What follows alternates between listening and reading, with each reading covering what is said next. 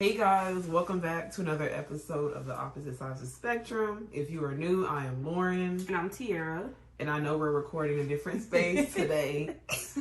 But I mean, it's good to switch it up. Yeah. I don't know if we'll record here again, but yeah. Why is it like that? Because this was the only time for I live with family, so this is the only day where everybody's actually gone and there's nobody going in and out all day. But it is thunderstorming. It is. So it's always still some sort of noise. You like noise anyway. Okay, yes, but not for a video. We're recording. So yeah, y'all might hear thunderstorms. My dog didn't want to cooperate, Luke, so if he barks, y'all just gonna hear it. He gonna make a little debut, y'all. Yes, a contribution. But he's chilling right now. Being so good. We're doing the food segment first because I don't want this to get cold. Okay. So go ahead and explain your So food if you segment. watched a few episodes back, she was really confused about warm pudding. She said she's never heard of that in her life. Nope. So we're gonna try it today, y'all. And when I say warm pudding, I mean taking this cup of pudding and heating it up. Mm-hmm. I usually eat this cold or room temperature, but not heated up. Well, we're gonna try something new today. Listen to Lauren's specialty. I'm gonna let you get the first taste. Okay.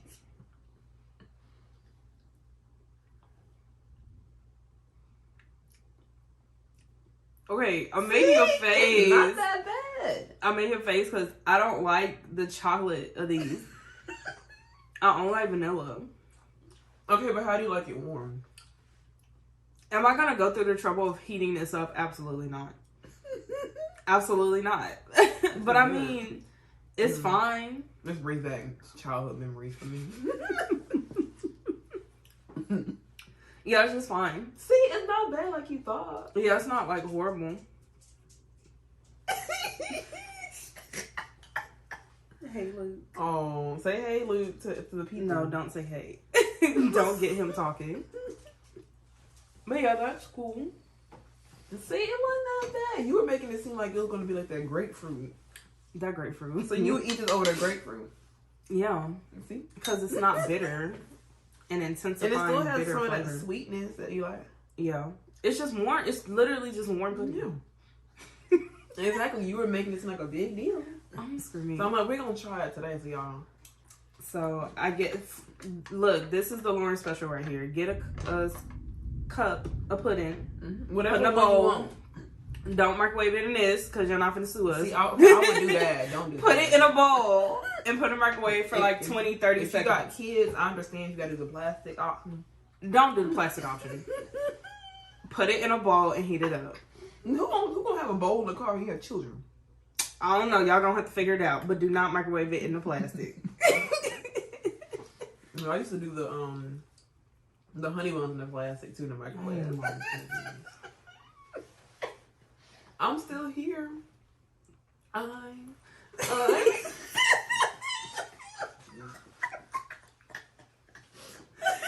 Okay, what we're doing the food segment first. So what we really supposed to talk about during the food segment is restaurant etiquette. And fast food restaurant etiquette. Because I work in food service and I've worked from hotels to fast food.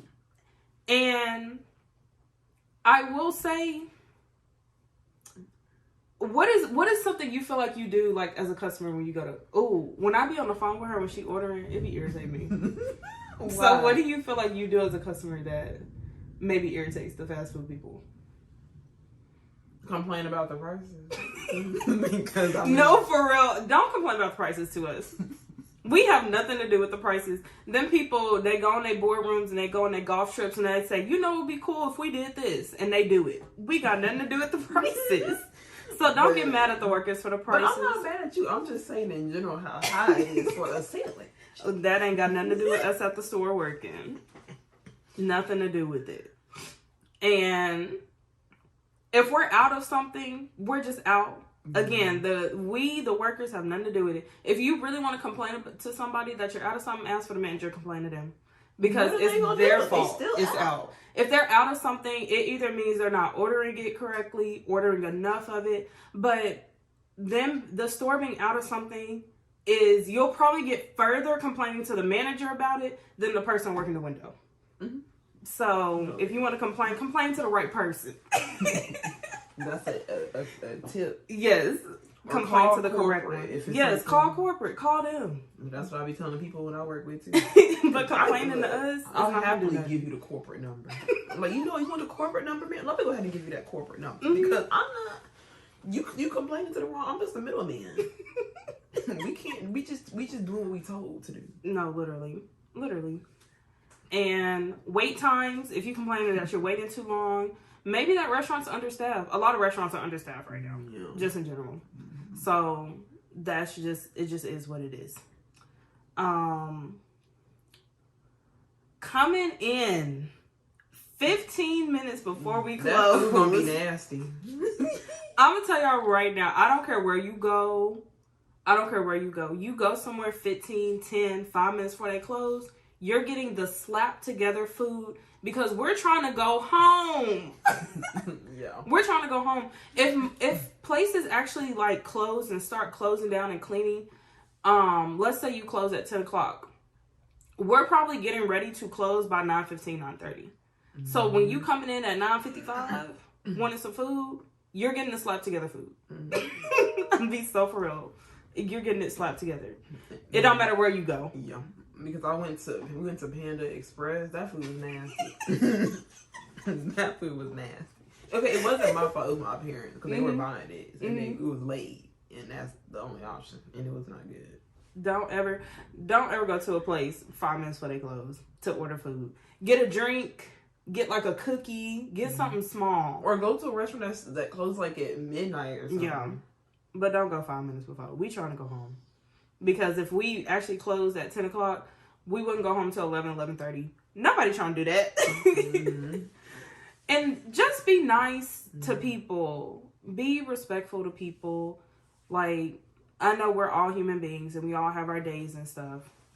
Mm-hmm. But we just there to come to work and serve you and give you your little food.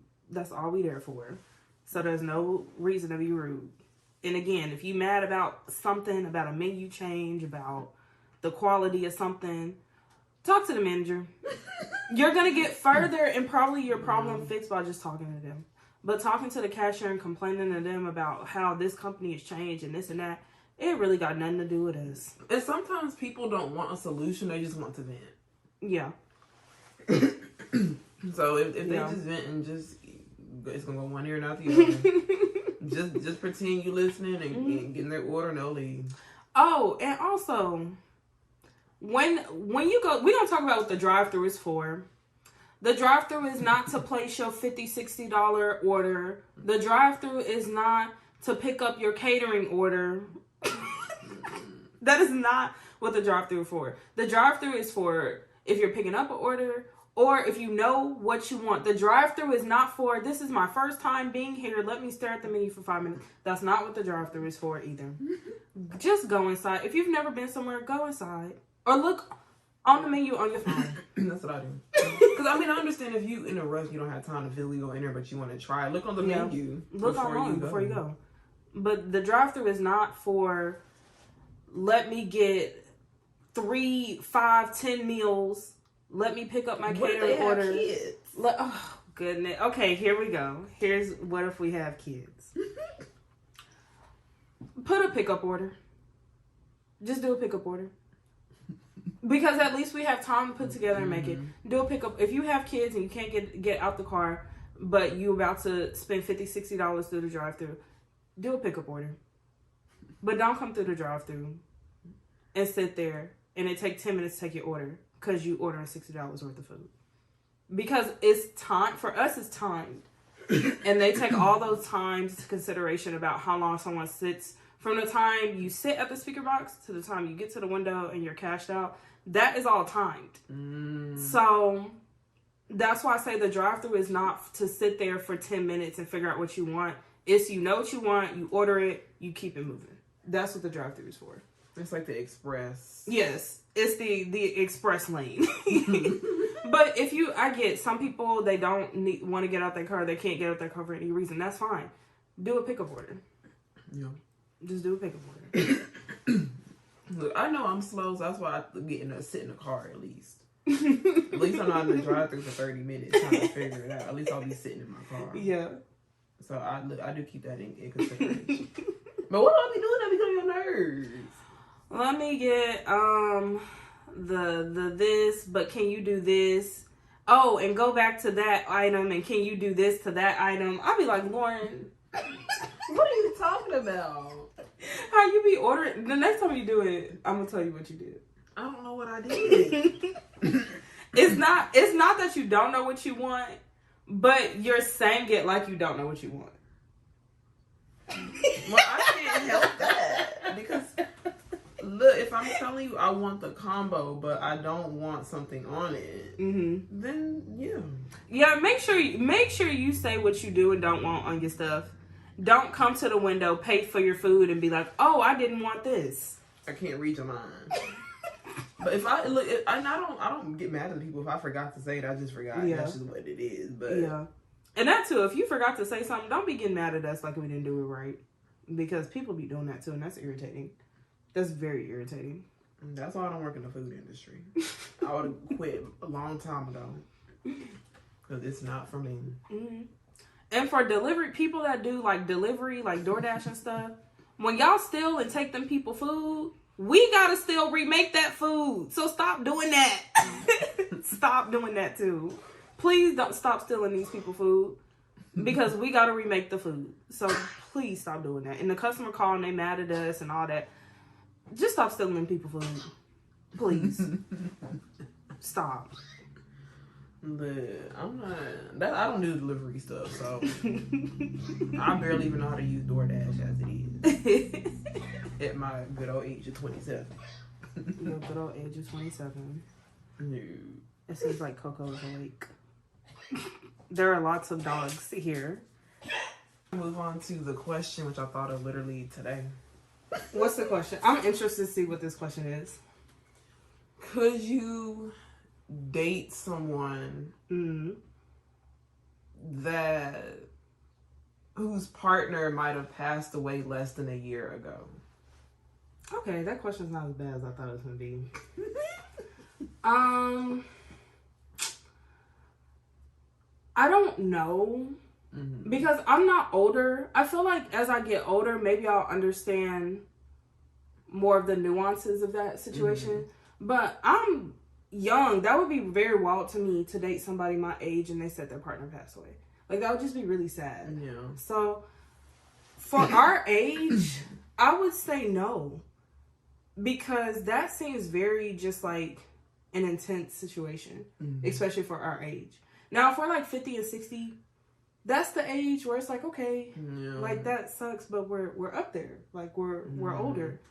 So I feel like at that point, I don't know. I feel like a death of like a partner is like, that's the person you were going through life with. Yeah. So that just seems really intense. So it would just be like me asking them, are you ready to date again, essentially? Yeah. Like, are you ready to be open and open to the idea of sharing your life with somebody else because the person you thought you were going to share your life with passed away? Yeah. And also, like, was it sudden or was it something like you expected to happen? That would also be my question. Gotcha. I feel like if it's less than a year, no, I'm just not gonna feel right. I feel like for me, the answer is I don't care how old I am, because like I know I can't calculate how somebody grieves and how long it's gonna take for them to heal. Like I don't have control over that. But for me, I don't think I would feel comfortable, especially if there's kids involved and how that's gonna look with their family. Like, especially if they had a good relationship with their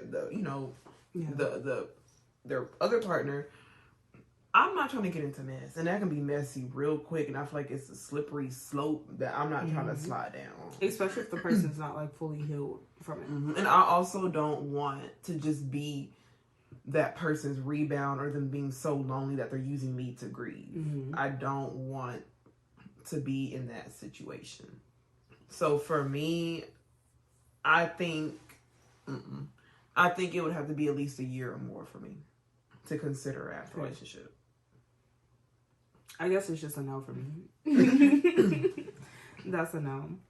Because I feel like you need that time to really just like, you know, go through your grieving process. And especially if you were with that person for 10, 15, 20 years or something. That's a long You didn't time. get over them in 8 months. Yeah. You did not. I don't believe that. So I feel like even if you knew it was going to happen, that's still not enough time. And I know all of us are different. But for me, if we're going to be in a relationship, yeah, I don't want to be the rebound. Like, I want to make sure you're okay to actually be in that relationship. Yeah.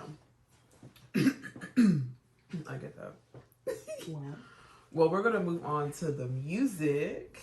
Yay. Which Tiara is going to do today.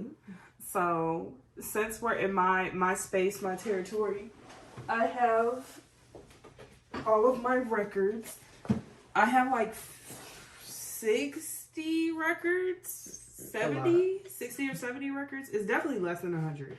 I'm trying to get my 100 mark, but the bin I have that I keep on my records and is completely full, so I definitely need another bin. I need to stop buying records. But this is actually my most recent addition to my collection. Okay. This is the Sis album by Kirby. I think this is an EP. I didn't look to see if it was an album or an EP, but I think this one is an EP. And I specifically opened this just for the episode today to show y'all the vinyl. Oh, I thought it was colored. It's not colored? No, it's not. That thing lied to me. What? It was supposed to be green. Okay. Are you sure? I'm positive. If you read the little label, you see how it says green? We gonna take it back? I bought it so long ago, they probably wouldn't even take it back. This is the second time I did this. I need to stop doing this. When I buy vinyls, I need to look at them, like, immediately. But, I mean, okay, I will say I'm not that mad, because when it comes to, like, EPs or, like, smaller artists, it is kind of hard to find their vinyls. So, I've never seen this vinyl anywhere, like, at all. But, yeah. So, if you've never listened to this, it's a good, easy listen, like 45 minutes worth of music, 45, 30 minutes worth of music. So it's like a quick listening project. Okay. You never heard this album, have you? What about the song Kool-Aid? Have you heard that song? Do you know who this artist is? Is it Kirby? Yeah. Okay, I've like heard of her, but I have not really listened to her stuff. Gotcha. Because this is, I know the like most popular song people have heard of her is called Kool-Aid, but in order, this album has 7 songs. Side A has Leon, Kool-Aid, Velvet, and Apple, and side B has Penny, We Don't Funk, and Don't Leave Your Girl. Don't Leave Your Girl is also a popular song too. So yeah. And I love albums that show, because I look at album covers as like kind of like artwork, and I love albums that kind of show like the black girl experience, because we've all experienced this having these rollers in our hair. So I just love that. But yeah, so that's the music segment for today. I cannot put this back in the sleeve. Oh, it's not fitting. Like I can get it back in there, but I'm gonna have to like make too much noise to do it. But yeah, so that is the album. Just keep it over here. Alright, y'all. So we're going to move into the queer fact, which I found some information. And today we're going to talk about someone named Gladys Bentley. They were a gender-bending performer during the Harlem Renaissance, which was like around the 1920s in New York, if I'm not mistaken. But basically, they were one of the best-known black entertainers at the time in America, which is really dope. And they were known for wearing tuxedos and top hats, which, at that time, most women wore, either dresses or just something that was quote unquote in the women's, what am I looking for? Like feminine clothes. Yes. But I think that's really dope in that age to wear pants and to really stand out and say, look, I don't like that and I want to wear this. And this is what I want to, this is who I want to be, essentially. I'm not just stuck in one box. So I think that's really dope and just really cool to know that, once again, when it comes to queerness and history, this is not something that's new. This is something that's been going on since the beginning of time. Yes. So I think that's really cool to just see who laid down the stones for you to get to where we are now.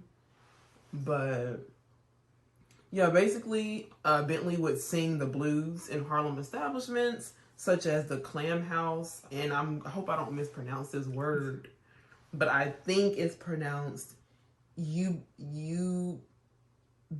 Club? In New York at the time. I wonder if those clubs still exist. Me too. But they died at the age of 52 in 1960. And a short life. Yeah. Was Harlem's most famous lesbian in the 1930s. So. Nice. That is the queer fact that I have for today. Being a black queer woman, having the strength to be a black queer woman in that time is absolutely amazing. Absolutely amazing. And masculine presenting on top of that. Yeah, that's a lot. You really won't have to worry about your life because you just don't know who's going to react to that. So that was very dangerous but courageous. Love that for her. Of her and while we're able to sit here and dress how we want to dress today. That was not acceptable back then. So I give my full respect. Because I was masculine with myself. Woo, child, going through your fashion. That might be another episode itself. But I'm very appreciative that there was someone to lay that groundwork for me. Yeah. So. But anyway, y'all, we're going to jump into the actual topic for today. And if you listen to the episode that we did a few weeks ago, this is part 2. Part 2, yes. So we're just going to jump right in and ask, what are some first date etiquette tips that you would like to give to the people? Okay, my tips from going through life, meeting up with people and dating. My tips would be, if you're a woman, take your own car or find your own way up there. I don't think anyone should know where you live if you're doing a very first date. So definitely get your own transportation to and from. Bring some money. Do not go on a date with no money. Please. Do not go on a date with no money. This is your first date with this person. This is you vetting them, trying to figure out who they are. And if you figure out they're a trash person, you have to be able to be okay and take care of yourself in that situation. Bring some money. Yes. I know everybody goes on this debate of what restaurant you should take that person to. Take them somewhere where they want to go. I think that is the best answer. Just go somewhere y'all want to go. And if for y'all, if that's Saltgrass, cool. If it's a little taco place down the street, cool. I've had some really cool date experiences with just going to little taco places. That's been really nice. Hole in the wall places are really good. Yes. So. And it's not expensive. It's not expensive. But if y'all go somewhere expensive, if that's what y'all want to do, y'all can afford to do that, cool.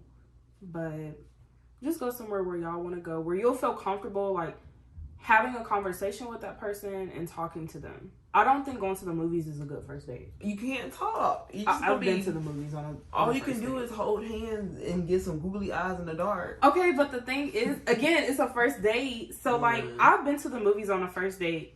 This is when I was working out of state. So, I was working in Michigan for a couple of months. And I went on a date with this guy. And, we met. He was nice and everything. We gave each other a hug. And then we went and we sat. And I fell asleep. But your hours are also crazy. Yes, I was working overnight. I was working like every day. So I was tired, yes. So I fell asleep. And then we didn't really talk. Not only because I was asleep, but we're in a movie theater, so we can't really talk. So, I mean, we hung out again, and we ended up, like, spending time together when I was there, but that was not a good first date. I do not recommend the movies for a first date at all. So, what would be your etiquette tips from just living life? Do not talk about your ex on the first date. Do not talk about your ex on the first date. Because that for one just shows that you're not ready to date. Mm-hmm. And nobody wants to hear about that on the first date. The whole point of this date is to get to know about you, not the traumatic experiences and trauma dumping on me on the first date. Yeah. Like, if you were not ready, why did you reach out to me? Mm-hmm. So I say don't talk about past people. And this is the first date. You're gonna have many more dates to get into deeper conversations and stuff. But this is just for date number one. Yes, and I'm not saying like to never talk about people that you know been in relations with. But for the first date, don't do that. That just looks very rude. And also, don't be the conversation hogger. Do not just make it seem like you're just talking about yourself, but you're not giving the other person an opportunity to talk as well. Yeah. Because how they're gonna view that conversation is, oh, this person just cares about themselves. Mm-hmm. They're just a me type person. They don't really know how to make space for me. Yeah. So those are some of like my first dating tips, and like going just back on what Tiara said, just ask. That's something I think I've done. Is just simply ask the person I was interested in at that time, what are some places you like to go? What do you like to eat? That way you're not only getting to learn them, but you're also can start thinking of, okay, places we can go. Yeah. Instead of just being like, oh, I don't know. Ask questions. So, like, and if people are asking you the questions, have an answer. Don't just be like, whatever, I don't know you. Be transparent. Be allergic. And be transparent. If you're not ready to be open and transparent, and if you're gonna feel like, oh, this person's asking me too many questions or they're being too invasive, you're not ready to date, because that's the point of the first date. I feel like the purpose of the first date is seeing if you like that person enough to even continue getting to know them. And I feel like before you go on the first date, you should kind of know about yourself if you're dating to marry, because I think there's some people that date to marry and some people that just date to date. And sometimes we do this thing as people where we try to change other people's minds about things. But I think you should go into dating knowing what you're looking for. I think there's a lot of people that go into dating and they don't know what they're looking for at all. Yeah. So have a good idea of what you're looking for and ask questions accordingly. But also, like, get to know that person. And I know everybody's, like, paranoid right now because people lie. And it's so frustrating, so irritating being in a dating culture where people find it so okay to lie to you about stuff. So I do get that frustration in making sure you're asking enough questions to make sure that person is stable. I think you should ask questions to make sure that person is stable, self-sufficient, even has the time and energy and mental capacity to introduce a new person into their lives and have a relationship with them. But also, you know, get to know them as well. I will also say, I'm somebody that likes to dress to impress. And I know, once again, it depends where you're going. So if you're going to a gym, of course, you're not going to wear like a suit or something. But if you're going somewhere where it's kind of nice, or like it's a cute little picnic or something, I'm not saying you have to be Cinderella. But I am going to say, be courteous of what you wear. Because people do, from what I've seen, do look at how you dress. So just be respectful. Don't come up there in a little t-shirt and some shorts if you know you going to a nice restaurant. Yeah. Like, because that's going to embarrass me. And that's my thing. Don't embarrass me. Once you embarrass me, I'm gone. I'm gone. You know that meme of that guy just like disappearing? Like, that's me. Like, once you embarrass me, I'm gone so fast. I'm gone so freaking fast. So I'm big on like first impressions. And if you came on a date with me, I would expect you to do your best to kind of like impress me a little bit, as I'm gonna come in my good clothes and my good jewelry and try to impress you a little bit too. So yeah, dress nice for the occasion, but I feel like you should dress nice, even if it's like a little hiking date. Like, go to Target and get you a cute little yoga like 2-piece set or something. Like, I feel like you should make a good first impression on that person. Like, that should be your intention, to make a good first impression. Yeah, take a shower. Don't be smelling like the grass. The fact we gotta tell people that. The fact we have to brush tell your people to take a teeth, shower. because you don't want to be doing no. You don't want your breath to be stinking. Go to the dentist maybe if you know you have some gum disease or something. And take care of your body. Take care of yourself first. Self-care is important. You got to work on yourself before you can start bringing other people into your life. So yeah, wash your hands, please. Take care of your body. Yes, please do. Because a lot of people are out here being parents, and you're supposed to be teaching your kids this, and apparently nobody's teaching nobody nothing. Or if they are, the kids refusing. So yeah, just be courteous of that. But what are some questions you would ask yourself before a date? Some questions I would ask myself before a date. I guess, like, what is my intention of the date? Like, am I dating to... Well, I'm poly, so am I dating to make this person, like, a long-term partner? Or am I dating just to spend time with them? Like, if they're free and I'm free, we just go out. Like, is it something like that dynamic? Or am I actually dating to, like, make this person a long-term partner? I feel like that's a good question for myself. Okay. What about you? I would probably ask myself, am I mentally, physically, emotionally, spiritually ready? All the categories. Am I ready to date? Because, okay, but I feel like if you're going on a first date, you've already went through that, though. I mean, yeah. I think I would just ask myself, I'm trying to think what else. I always ask questions and now I can't think of anything. Questions to ask myself. I think, yeah, too, my just intentions of, like, why am I going on this date?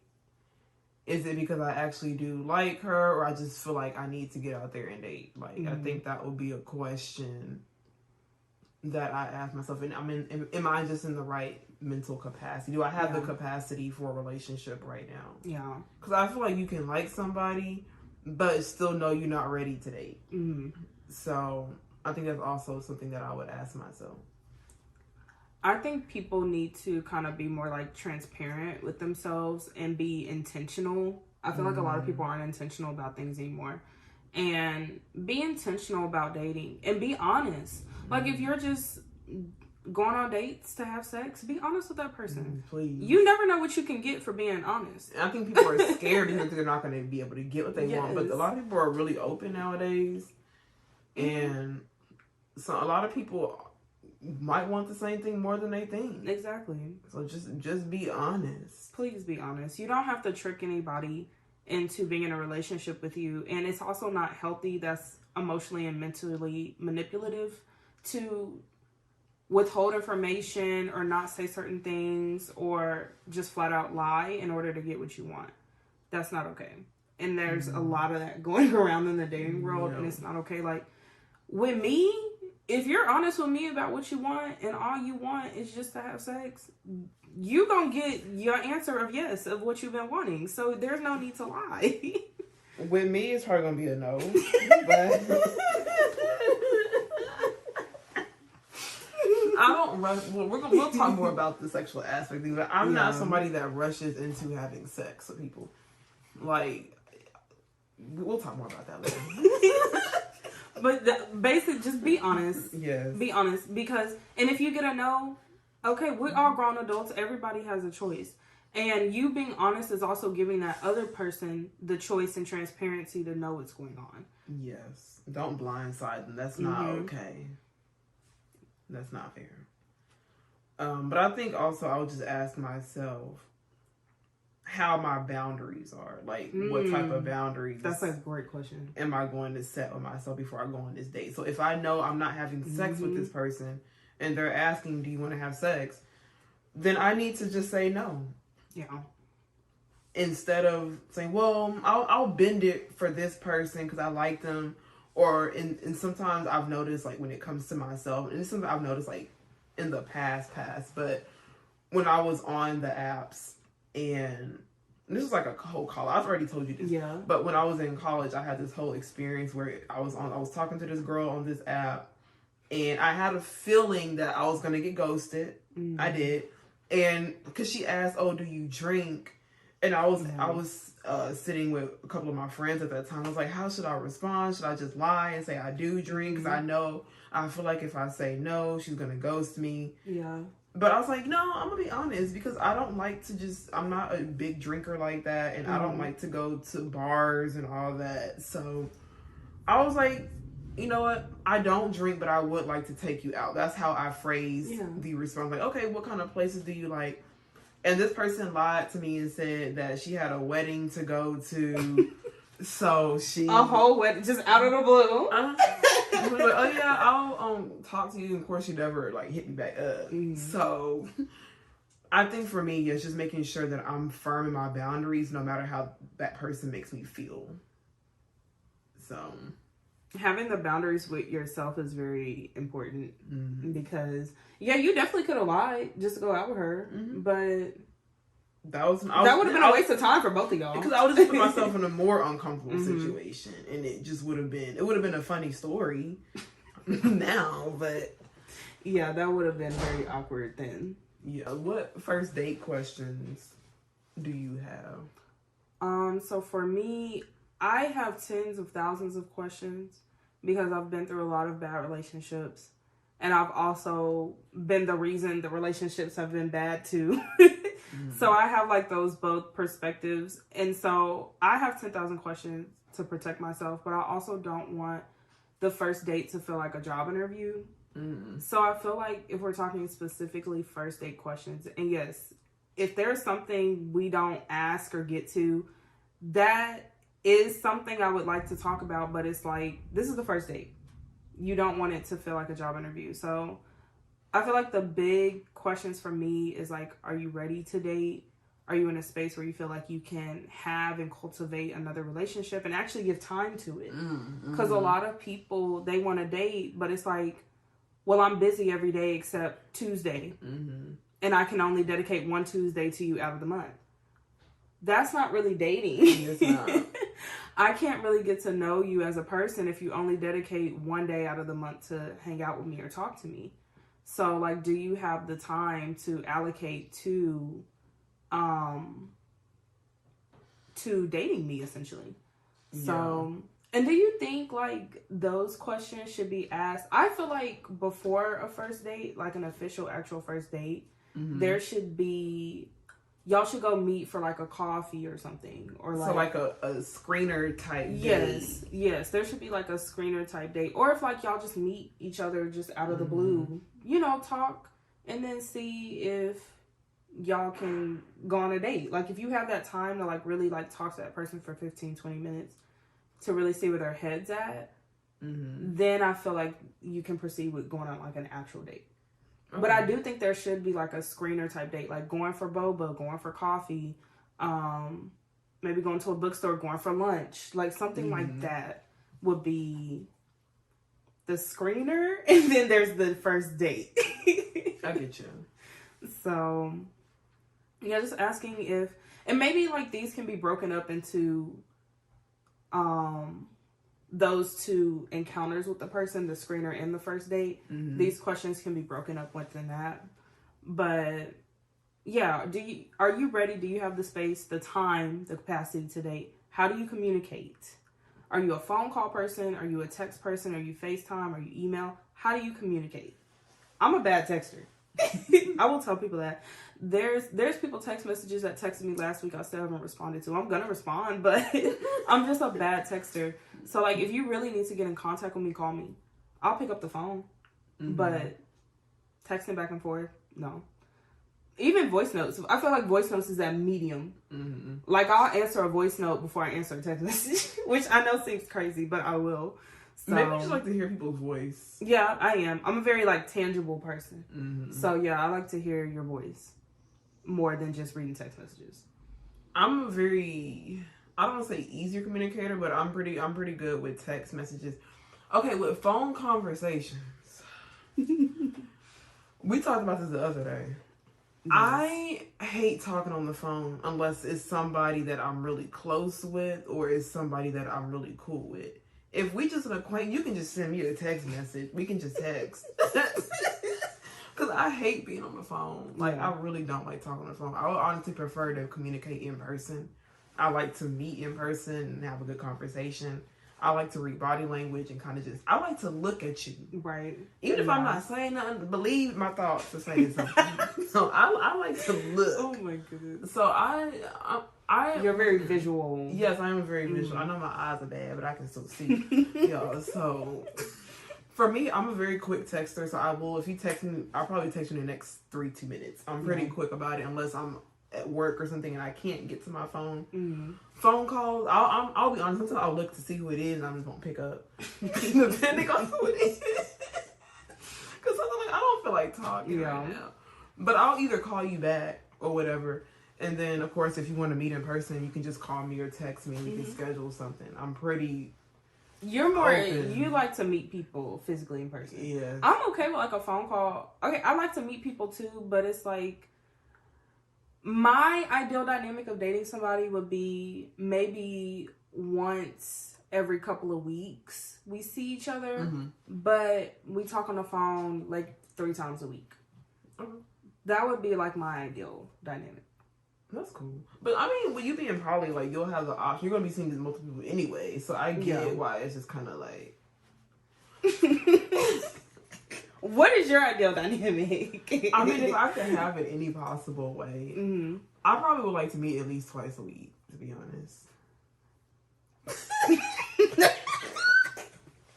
Because that's a lot of meeting up for me.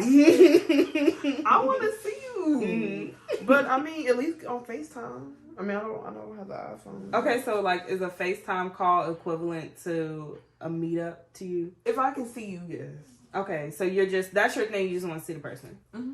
Okay. So yeah, if I can see your face. So FaceTime calls twice a week. Sure. No, not sure. Is that what you meant? Okay, what I meant was... Okay, because I would like to at least see you once a week. Okay. Like that, for sure, in physically person. See them once a week. Gotcha. Because I feel like if I'm just talking on the phone, I'm learning you, but... I feel like I'm still missing something. Like I like to see you in person. Yeah. The relationship is not. I don't want to have a fire relationship. We just talk on the phone. I get that. Like I like to see you. I understand we are all busy. We all have our own things going on, and I'm not saying that you need to put everything on the back burner for me. I'm not saying that at all. Do your thing, but I'm just wanting you to know. At least, if possible, I would like to at least see you once a week, and maybe we can just talk throughout the rest of the week. Yeah. And maybe like a little video call during the week. I think that's fair. Okay. And if not, once again, I feel like I'm a very compromising person. Yeah. So if you tell me, hey, this is not going to work, then let me know how your schedule is. Be transparent with me about what, like you were saying, what you can and cannot handle and what you do and do not have the time for. That way I know, okay, this is either not going to work or, okay, we can make it work. Yeah. So, that's what I was saying. You look, but that's your love language, like, quality time. Quality time, yes. So that makes sense. For me, I feel like I've done my time in the dating streets. I don't want nobody in my bed. I don't want nobody in my room. I want to go out and I want to see you and I want to come back home. I didn't say I was staying with you. I said I wanted to see him. That don't mean I'm spending the night. Okay, yes, see them, but you try to see them once a week. That's yes, because if I'm seeing you twice a month, to me, that's just not enough time. Yeah. So, especially if I'm. Maybe we can break down of like if you're just kind of seeing how it goes, or if you actually, because if I'm dating you, I'm intentional about you, and I don't like just dating just to be dating. I feel like for me that's a waste of time. So if I'm actually intentional about you and I'm telling you I want to date you, seeing you twice a month is not enough for me. Yeah, and that's why I'm saying maybe once a week. And stuff, I think that would be good for me personally. I'm not saying what you want is wrong. I'm just saying what works for me. And if that's too much for you, and I'm too clingy for you, then we can just go our separate ways. It's that simple. We are adults. I wouldn't say that's clingy, but yes, I do think there would be some people that feel like that's clingy. But when you put it like that, it's like I only see you twice a month. Maybe that's just not enough. I get that. So, but yes, asking how much time you can commit to the relationship. Also, I'm big on just like there are non-negotiable things that I'm not budging on. If you want kids, I'm not an option for you. If you want marriage, I'm not an option. If you're not poly, I'm not an option. So for me, it would be asking, do you want kids? Do you want marriage? And are you poly? And if those are no's, if any of those are yeses, what did I ask? Do you want kids? Do you want kids? Okay, if you want kids, I'm not the person for you. If you want marriage, I'm not the person for you. If you're monogamous, I'm not the person for you. So those would be my big 3 things I would ask. And if you're 50-50 on wanting kids, but if you don't have kids, you're genuinely okay with that, we could make something work. But if you're 50-50 on wanting kids, but it's just like, yeah, I eventually want kids, but I don't want kids now. Like, if it's, and I eventually want kids in my life, no. Because I might not ever change my mind on wanting kids. I'm open to the idea of possibly having conversations about it, but I don't see myself completely changing my mind on that. And that's fair. That's just not gonna work. And I don't want you holding resentment towards me because you really wanted kids. And I feel like you're not gonna be a good person for me to parent and co-parent with. Because I feel like there are some people that can be great partners to you, but terrible parents.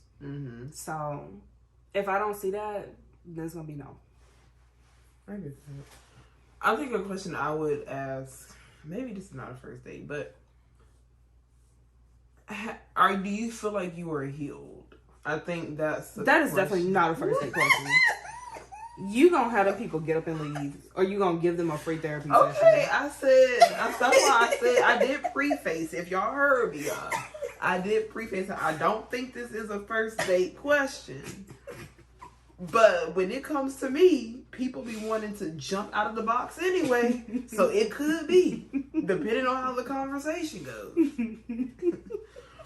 But I think I do want to ask them, like, do they feel they are in a good space to date? Which is kind of along the lines of, are you healed? Because if you don't feel like you're in a good space to date, then we're not going to be dating. It's that simple. I feel like, are you healed is such an intense question. But okay, that's why I sugarcoat it. And that's why I asked, are you in the space? That's a better way to phrase that. Because are you healed is an intense question. I'm sorry, y'all. I love to ask questions, and sometimes I need to do better with. I'm just in this space, y'all. Where it's not that I don't care, but I'm just not in the sugarcoating mood right now. And that's understandable. But I feel like a first date, it should be fun and light. But we're also like, we're getting our non-negotiables out the way. We're getting our boundaries and stuff. But it should still be light. Like, yes, eventually I would like to ask that person, like, do you feel like you're in a place where you're healed? What place of your healing journey do you feel like you're in right now? Like, yeah, eventually I would love to ask that person that question. before a first date, that's very intense. Y'all, you put in the comments what y'all think. If y'all think that's a first date question or not. Because I don't want to be with you for going on a month and then you tell me I'm not ready. Yeah. You could have told me that a long time ago. Yeah, but I feel like you're gonna get that answer from all the other questions you asked, though. I mean, yeah. So going. Okay, y'all. That's why I said I did down it. I did water it down. Water it down. I watered my question down. But yeah, I feel like there are ways you can ask questions to still kind of get the answers you're searching for. So like asking a person, do you feel mentally, physically, spiritually ready to date? And do you have the time to actually put into dating? Whatever that may be. So if it's like I see you once a week and we talk on the phone a couple of times a week, like, okay, cool. Like that gives me what I need to know. But if you're like, no, I can't commit to that because I have kids and I have a job and I have this and I have that. And I know we all have jobs and stuff.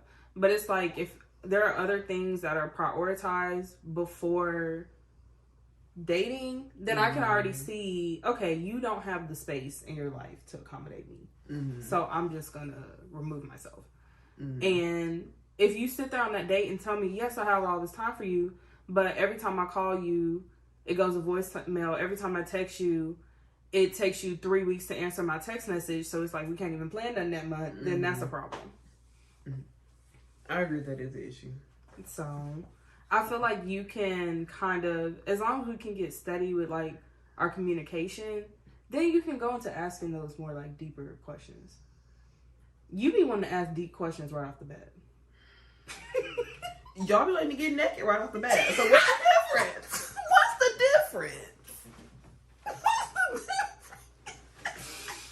Oh my God. I don't understand. Now maybe we'll say that for later episode, but I don't understand how we can have sex right off the bat, but we can't ask questions. Somebody explain that to me. You're actually absolutely right. Yes, but I feel like there's a lot of people that we're very comfortable physically undressing, but not like mentally undressing. And it's the reverse for me. Mm-hmm. I'm very comfortable mentally undressing, but not physically. No. So I think that, how am I supposed to get to know you if you just on the surface level? Yeah. Like, and I'm not saying you have to tell your whole life story on the first date or even a couple. Yeah. I'm not saying that. But what I am saying is, if it's getting to a point where I just feel like I'm not getting to really know you beyond your favorite color, and what restaurant you like to go to. What is this about? You can't get mad at me and say I don't know you, but you did not give me the space. Because what people don't understand is that when it comes to dates, you have to give somebody that space to learn you. You have to let somebody in to learn you. They can't just get the key and just open the door themselves. You got to let them in. So if you're not letting that person in, what is the purpose of this? Yeah. You have to be able to be willing to be transparent. And if you're uncomfortable being transparent, I don't think you're ready to date, honestly. You're not ready to date. Because I think that's a question I would ask on the first date of, how do you get to know people? Like, what are your favorite ways of getting to learn a person? Mm-hmm. That's more simple. It's not crazy. I think asking what are your love languages is a good question, too. You don't think that's deep? No, I don't. Okay, we don't have to go in depth about what it is, because if I ask you what's your love language and you say quality time and words of affirmation, I'm like, okay, cool. Like, I'm not finna sit there and be like, well, why do you think that's your love language? Like, what in your childhood got you mocking me? I feel like you mocking me. What you think? But okay, look, like, that's why I don't feel like that's a deep question, because I'm just gonna take your answer of what your love language is and we can just keep talking about it. And that's the difference between you and me, is that when you tell me something, look, my major was in psychology. That's already, maybe that's a red flag for some people, but I like the intricacies. I like to know the why, the how, the when, the who, all the things you learn how to write on paper. That's what I like to do. So that gets me excited to learn about a person, because I'm learning I'm putting the pieces of the puzzle together. Yeah. So I get excited. Yeah. But I know some people are just like, okay, you gave me the answer, we can move on. That's good enough for me. Because I can eventually, if I do continue to learn you and spend time with you, be in a relationship with you, I'm gonna eventually learn the deeper parts anyway. Yeah. So I'm okay for the first date, because we talk about the first date. We are, yeah. I'm okay taking the surface answers. I'm okay with that. Okay. Because date number 1. I mean, I'm not saying I'm not opposed to that. Uh-huh. But I know how I am, and I know how women are with me, so that's why I'm just saying it could really start off really chill, and then we talking about something else. So I feel like for me, it really just depends. Because a lot of times women have asked me questions that I'm just like, Okay, I do feel like it is okay if someone asks you something that's a little too deep and you feel like it's a little too personal for a first date. It's okay to not answer that question. Now, if I'm asking you if you're a stable human being with a job, you saying that? I would laugh. I'm gonna get up and leave if you say that's too deep. You should be able to answer if you're a stable human being with a job. But if you're like, what are your childhood traumas? That's a little too much for a first date. I don't want to know that on the first date. That's a little too much. So it is okay to say, I feel like that's a little too deep. We can revisit that as we continue our relationship. But asking if you're a stable adult with some money and a job and a place to live is not a deep question. That's a basic question. Yes, a very basic question. Look, I'm really trying to hold my tongue on this question because I'm a finance person. And I just want to ask, are you financially stable? Yeah. Because we gotta break that question down for people because people were saying $5 in the account means they stable. We gotta. Wow. I feel like you gotta break that because some people will really pretend that they're financially stable and they're not. Yeah. So I'm gonna dig a little deeper with that. I'm financially stable enough to finance my life. Mm-hmm. I could not add no other person in my life right now and finance them in any way. But yeah, like, are you financially stable? Do you have retirement accounts? I have retirement accounts. I have investment accounts. Like, you just having your Cash App card with $5 is not financially stable to me. You have a 401k through your job. Yes. Something. Do you have health benefits? Mm-hmm.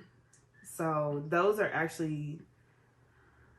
not invasive questions either. What about credit score? You think that's invasive? Okay, not your credit score. Like, do you have good credit? How about that? Okay, yeah. I feel like that's a yes or no. And we all know what good credit is. You can look on the little Credit Karma thing. It tells you what fair, good, and excellent is. Is your credit at least fair? What is fair, like 500? Yeah. Is it at least fair? I can work with fair. But if it's anything under that, no. If you don't have a debit card, no. Or a credit card. No. Also, if you're renting from Enterprise or Hertz, you need to have some type of card because they're not going to authorize that. Just some tips. Cash is not going to work. You got to have some type of ID so they can have that card in your name. Do you have an ID card? Let me see your driver's license. Like, yes. That is also. And I know that sounds insane, but y'all, these broke bum people I've dealt with in the past, I will never go back again. So you need to have a debit card, a credit card, a job, some type steady of bank income, account, which I know some type of bank account. Yes. Not keeping it under your bed with a gun under there. Yeah, no. Mm-mm. Now, if you got a bank account and you still keep some money under your bed, we're cool with that. I'm fine. If everything, I know there's a lot of just conspiracy theories and all that going on, but that's going to concern me. Yeah. Yeah.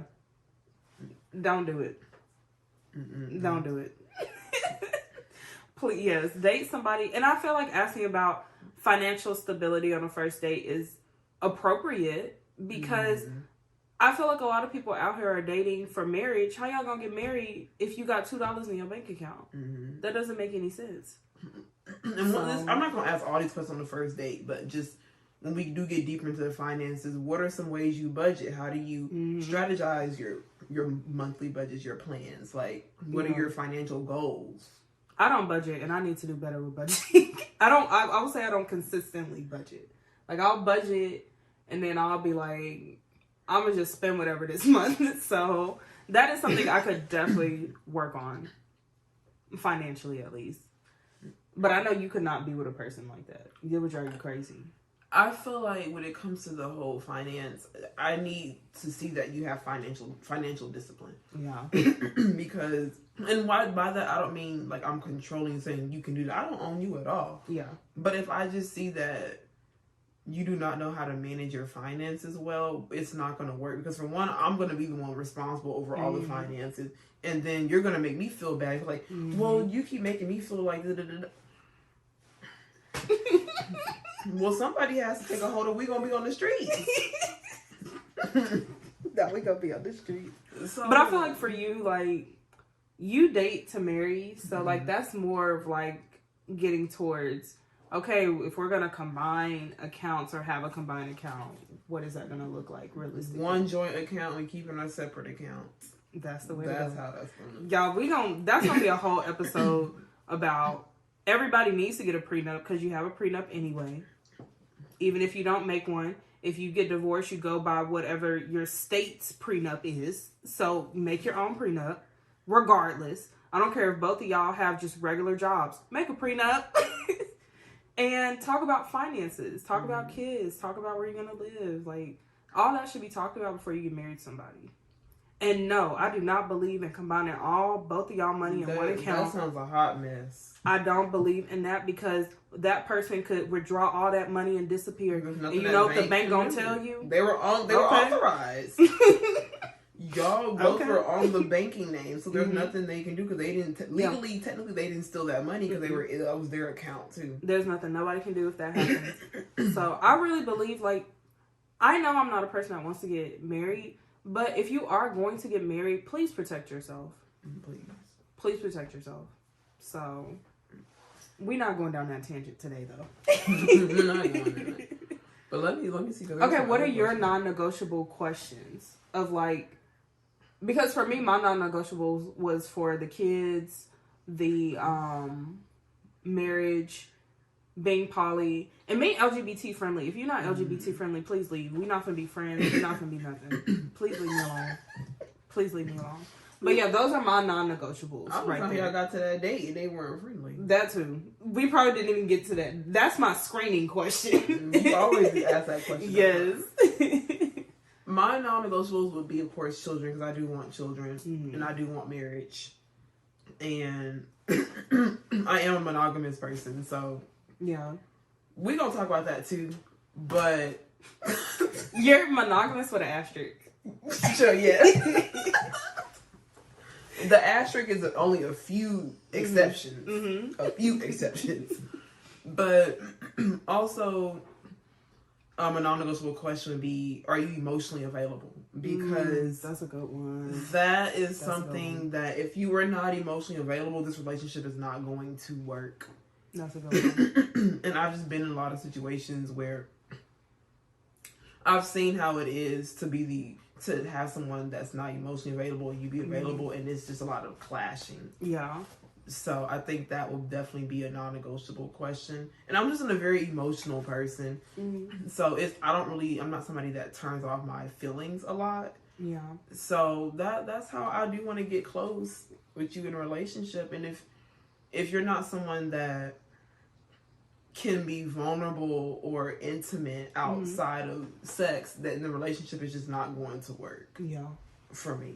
Or if every time I try to dig a little deeper and I see that you're getting very uncomfortable, that's gonna scream red flags to me. Or like there's just something going on to where it's like you're not ready to be in a relationship. Yeah. But you're not being honest about that.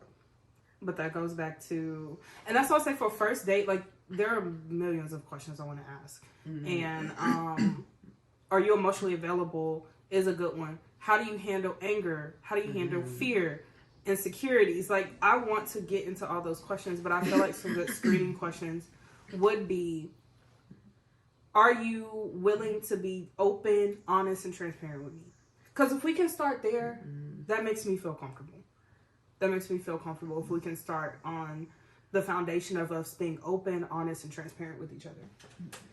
Yes. Are you still in a relationship? And you have to ask that question 3. I think it's very frustrating because in this current dating market, you have to ask certain questions 5 different ways. If I ask somebody, are you in a relationship? And they say no, I ask them, is there anyone that thinks they're dating you? Is there anyone that you think you are dating? Are you dating anybody else? Like, you have to ask the same question like 4 or 5 different times because people love to lie, and that's irritating. And I definitely would ask if you have children. Not because I want to meet your children up front. I do not want to meet your children as soon. But I would just at least like to know, there are children in the picture, so I at least have an idea of what's going on. Do you have kids? Have you done any activity to make children? Are there anybody out there that thinks they're your kids? Do you have kids? Is there a kid on the way? Do you have an infant? Do you have a toddler? Do you have a teenager? Do you have a young adult kid? You have to ask it like that. Unfortunately, you do, because people will just lie.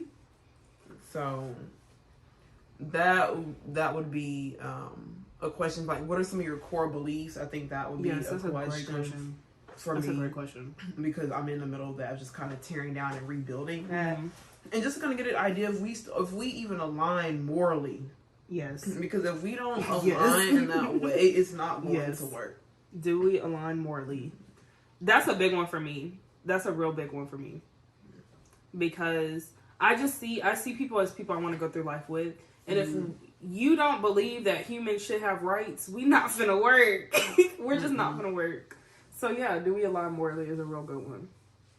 So, but also what, I guess we kind of already did that, like first date places. First date. Okay, yeah. We already said that. We already kind of just did go that. where you want to go. Some first date safety tips for women. Have some type of spray, some type of spray, taser, protection. There's those like alarm things that they flash and they make a lot of noise. Have protection. Don't tell them where you live. Have your own transportation to and from the first date. Turn on your location. Tell your friends you're going on a date. Now I know there are people that, I'm just a very transparent person, and I don't care about telling people where I'm going and who I'm going with. But if you're just a person where you're more private, I get that. Tell somebody. Yeah.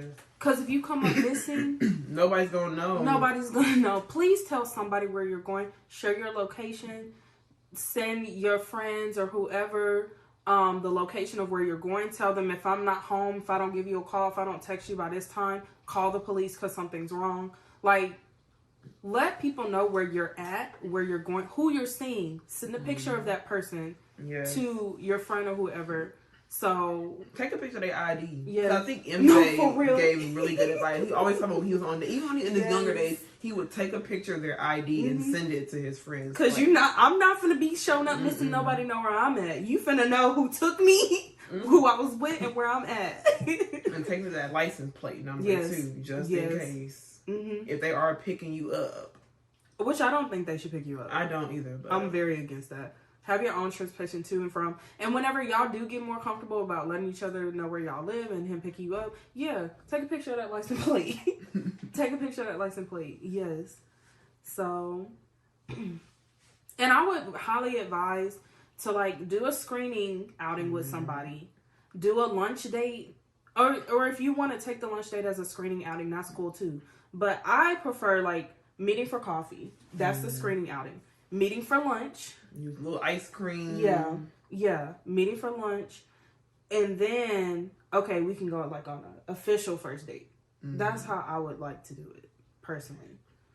Also, I'm getting a background check on people. I'm going to pay for real, for y'all. The background check. She's so for real. She's so for real. Also, if I'm reading this background check and you tell me that's not making sense, I'm going to take a mental note. I'm not going to question you right about that, but I'm going to take a mental note. She dead serious, y'all. She's so for real. So don't even think about it with me. The fact you, as cheap as you are, you say you willing to pay for a background check? These people are crazy. They unhinged. That is absolutely hilarious. Yes, I'm getting a background check. Because I need to know what I'm getting myself into. I got to play investigator today. Ooh. And that's my other thing. Like, I feel like how I'm going to end on my first date. So you got, I'm giving y'all people the chances. I'm giving y'all the opportunity to not lie. We can do our screening date, our lunch date, and when we on our first official date or like dinner date, I'm gonna say, is there anything you lied about? This is the time now to tell me, is there anything you lied about? Whether it's something as small as my car is actually green and not yellow. Is there anything you lied about? Tell me now. Clear it up now so we can keep going. But if I find out you lied, I'm gone. I'm a ghost. I'm going to disappear on you. Because I just can't. I'm a very just transparent person. And I cannot stand people that lie. That is something that's always gotten under my skin since I was like a kid. Like, I can't stand people that lie. And that's what pushes me to be so just kind of open and transparent with people. And I know some people, they have their trauma of why they're not honest. But, like, if you're dating, you're signing up to be transparent. You're signing up to be open and honest. And if you're not ready to do that, you're not ready to date. So I'm really big on that. Like, I'm really big on honesty. And I just can't do the lying. In any way, in any capacity. Because if you're going to lie about something small, you're going to lie about something big, and I don't trust you. So, I can't do that. Also, I will say this, too. Is this person, am I walking into a safe space? Am I being invited into a safe space? Because if I'm having a conversation with you, and I feel like I'm having to alter the truth to kind of fit in, that, to me, that's also a red flag. Why am I feeling like I have to lie to keep you here? Yeah. Like, so, So, and that's just more so like a mental note to take for yourself. Not something I wouldn't say ask, because you can kind of just see it. Yeah. But just make sure that this person makes you feel safe to be honest. Because if you feel like you have to lie, that's not a good person probably to be with.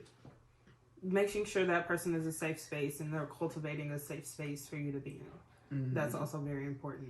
Just in general. I feel like even that's just beyond dating. Just in general. So. And listen, women especially, but men too. Listen to your intuition. If something does not feel right, get up out of there. Right. Please leave. Get up out of there. Even if you gotta go to the bathroom and call an Uber, or get up out. Listen to yourself. Yes. Please. Well, this is just me. If you come on a date and you can't pay, people, y'all gonna be mad at me for this. If you are not self-sufficient to the point where you can take care of yourself financially, you're not ready to date.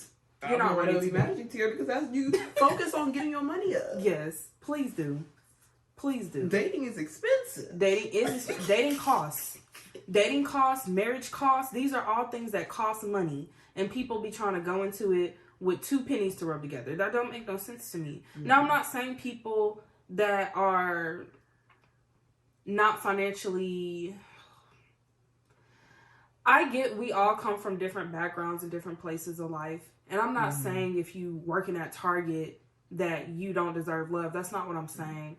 But if you literally don't have the finances to at least take care of yourself, you're not ready to date. Yeah. Because going on dates costs money. Going on trips with people costs money.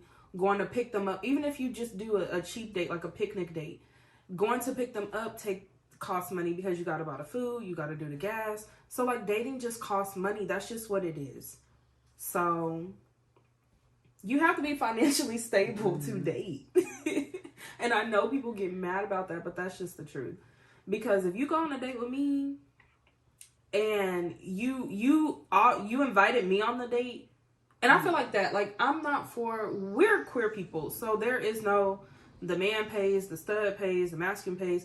I don't really take to that rule. I think whoever asks should pay for the first date. Or if you're wanting to take more of the dominant lead in the relationship, pay for the first date. Whoever does that should pay. I feel like that's just me in general. Like, even if you ask me to go on a date, I already have my mind. You're still going to pay. Yeah.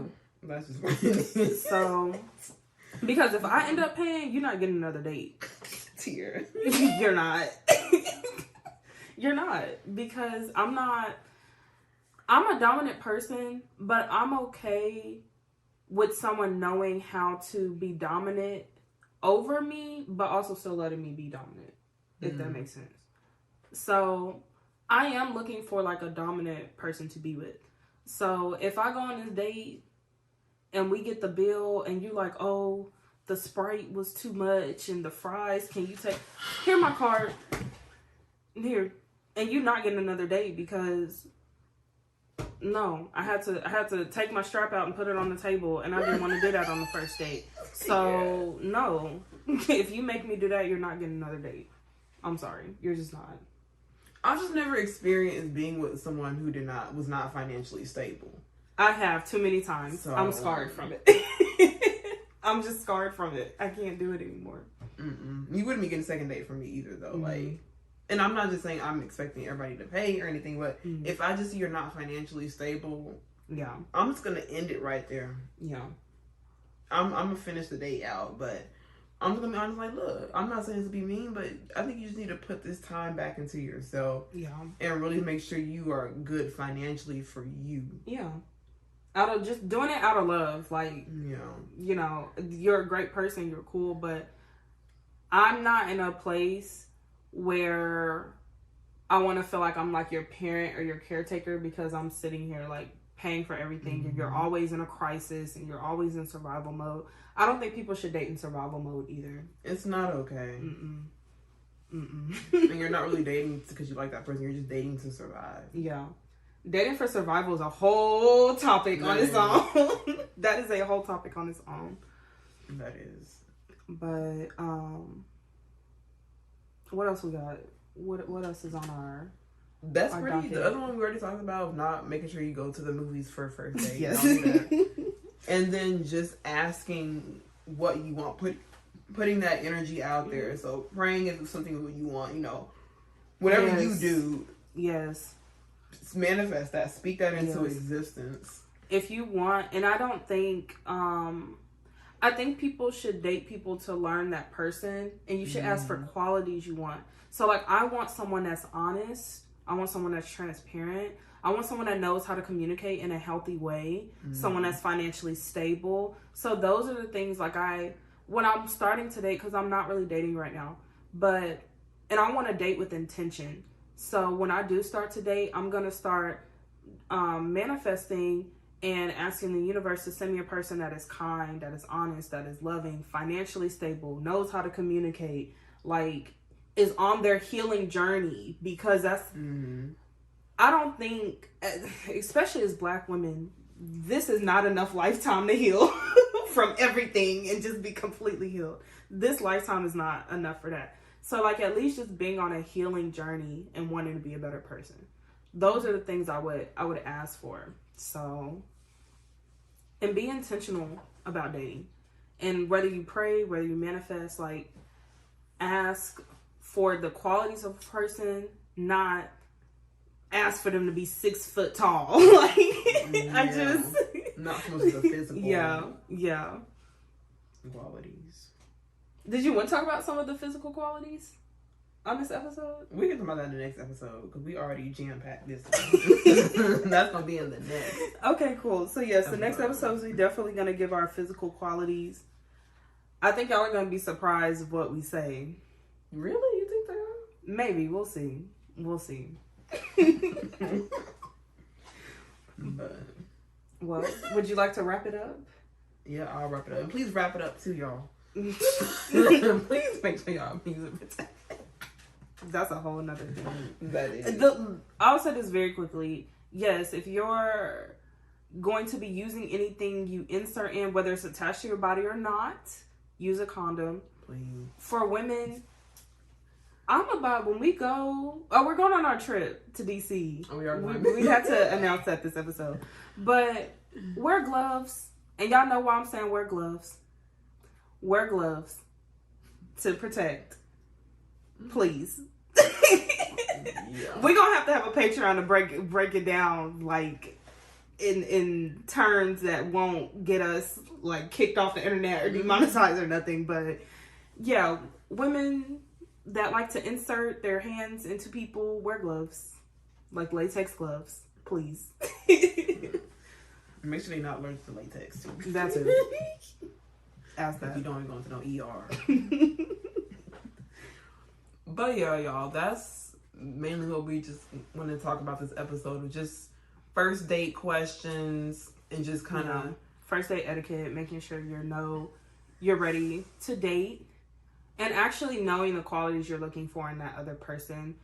And yes, I do feel like in a romantic relationship, how that person looks matters. But I think people should focus more on like the qualities and like their moral scope and where they stand on things and what they want in life. Like, is this a person I can go through life with because we want similar things? Right. That makes sense. But y'all, anyway, I'm going to attach our social media links down below when I upload it. So definitely click on it. Let everybody else know about the episode. Let us know what you personally think about it, what you would like for us to talk about. Definitely interact more on the Instagram page. We're gonna post more and do reels and stuff. So yeah, we're working on that. But anyway, once again, I'm Lauren. I'm Tiara. Bye.